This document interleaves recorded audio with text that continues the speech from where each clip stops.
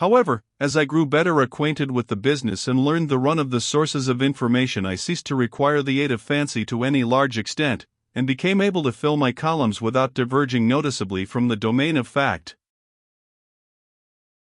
I struck up friendships with the reporters of the other journals, and we swapped regulars with each other and thus economized work. Regulars are permanent sources of news, like courts, bullion returns, cleanups at the quartz mills, and inquests. Inasmuch as everybody went armed, we had an inquest about every day, and so this department was naturally set down among the regulars. We had lively papers in those days.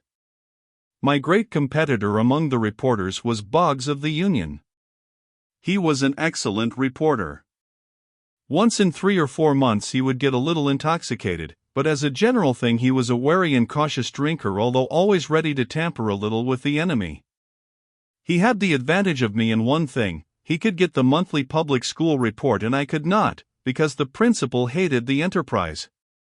One snowy night when the report was due, I started out sadly wondering how I was going to get it. Presently, a few steps up the almost deserted street, I stumbled on Boggs and asked him where he was going. After the school report. I'll go along with you. No, sir. I'll excuse you. Just as you say. A saloon keeper's boy passed by with a steaming pitcher of hot punch, and Boggs snuffed the fragrance gratefully. He gazed fondly after the boy and saw him start up the Enterprise stairs. I said, "I wish you could help me get that school business, but since you can't, I must run up to the union office and see if I can get them to let me have a proof of it after they have set it up, though I don't begin to suppose they will. Good night." Hold on a minute. I don't mind getting the report and sitting around with the boys a little, while you copy it, if you're willing to drop down to the principal's with me. Now you talk like a rational being. Come along. We plowed a couple of blocks through the snow, got the report and returned to our office. It was a short document and soon copied. Meantime Boggs helped himself to the punch. I gave the manuscript back to him and we started out to get an inquest, for we heard pistol shots nearby. We got the particulars with little loss of time, for it was only an inferior sort of barroom murder, and of little interest to the public, and then we separated.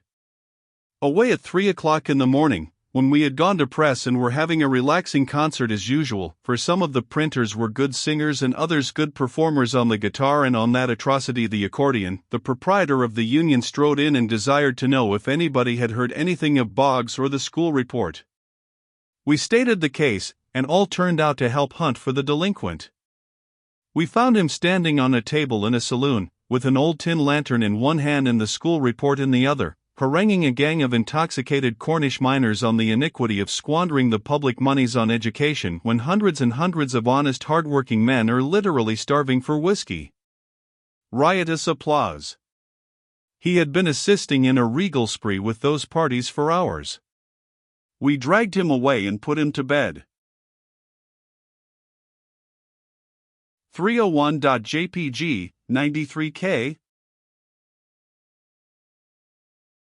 Of course there was no school report in the union, and Boggs held me accountable, though I was innocent of any intention or desire to compass its absence from that paper and was as sorry as anyone that the misfortune had occurred. But we were perfectly friendly. The day that the school report was next due, the proprietor of the Genesee mine furnished us a buggy and asked us to go down and write something about the property, a very common request and one always gladly acceded to when people furnished buggies, for we were as fond of pleasure excursions as other people. In due time we arrived at the mine, nothing but a hole in the ground 90 feet deep, and no way of getting down into it but by holding on to a rope and being lowered with a windlass. The workmen had just gone off somewhere to dinner. I was not strong enough to lower Boggs's bulk, so I took an unlighted candle in my teeth, made a loop for my foot in the end of the rope, implored Boggs not to go to sleep or let the windlass get the start of him, and then swung out over the shaft. I reached the bottom muddy and bruised about the elbows, but safe. I lit the candle, made an examination of the rock, selected some specimens and shouted to Boggs to hoist away. No answer. Presently a head appeared in the circle of daylight away aloft, and a voice came down. Are you all set? All set, hoist away. Are you comfortable?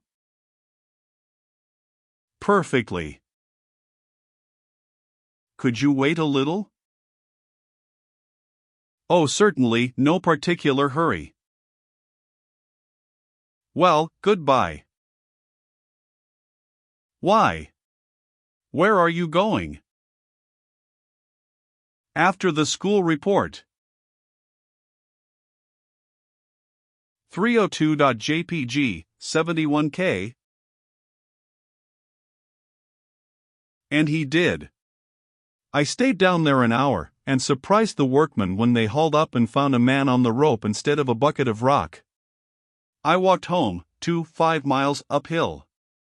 We had no school report next morning, but the union had. 6 months after my entry into journalism, the grand flush times of Silverland began, and they continued with unabated splendor for 3 years.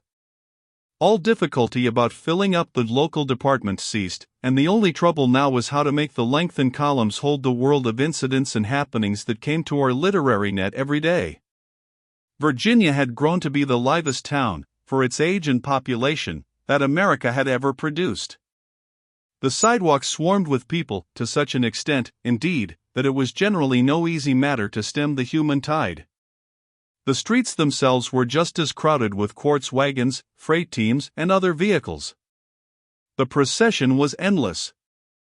So great was the pack, that buggies frequently had to wait half an hour for an opportunity to cross the principal street. Joy sat on every countenance, and there was a glad, almost fierce, intensity in every eye, that told of the money-getting schemes that were seething in every brain and the high hope that held sway in every heart.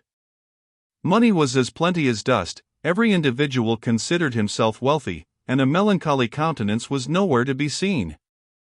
There were military companies, fire companies, brass bands, banks, hotels, theaters, hurdy-gurdy houses, wide-open gambling palaces, political powwows, civic processions, street fights, murders, inquests, riots, a whiskey mill every 15 steps, a board of aldermen, a mayor, a city surveyor, a city engineer, a chief of the fire department, with first, second and third assistants, a chief of police, city marshal and a large police force, 2 boards of mining brokers, a dozen breweries and half a dozen jails and station houses in full operation, and some talk of building a church.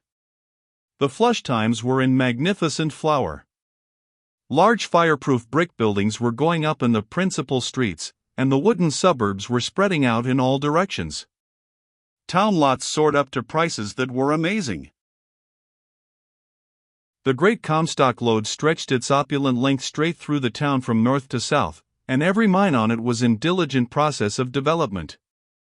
One of these mines alone employed 675 men, and in the matter of elections the adage was, as the Gould and Curry goes, so goes the city. Laboring men's wages were $4 and $6 a day, and they worked in 3 shifts or gangs, and the blasting and picking and shoveling went on without ceasing, night and day. The city of Virginia roosted royally midway up the steep side of Mount Davidson, 7,200 feet above the level of the sea, and in the clear Nevada atmosphere was visible from a distance of 50 miles.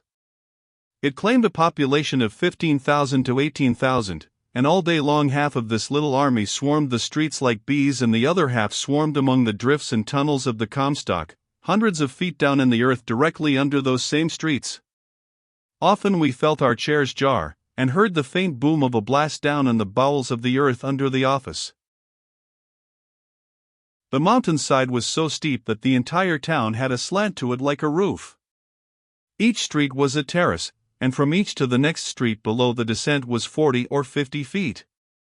The fronts of the houses were level with the street they faced, but their rear first floors were propped on lofty stilts. A man could stand at a rear first-floor window of a C Street house and look down the chimneys of the row of houses below him facing D Street. It was a laborious climb, in that thin atmosphere, to ascend from D to a street, and you were panting and out of breath when you got there, but you could turn around and go down again like a house afire, so to speak. The atmosphere was so rarefied, on account of the great altitude, that one's blood lay near the surface always, and the scratch of a pin was a disaster worth worrying about, for the chances were that a grievous erysipelas would ensue. But to offset this, the thin atmosphere seemed to carry healing to gunshot wounds, and therefore, to simply shoot your adversary through both lungs was a thing not likely to afford you any permanent satisfaction, for he would be nearly certain to be around looking for you within the month, and not with an opera glass either. 304.jpg, 102K. From Virginia's airy situation one could look over a vast, far-reaching panorama of mountain ranges and deserts, and whether the day was bright or overcast, whether the sun was rising or setting, or flaming in the zenith, or whether night and the moon held sway, the spectacle was always impressive and beautiful.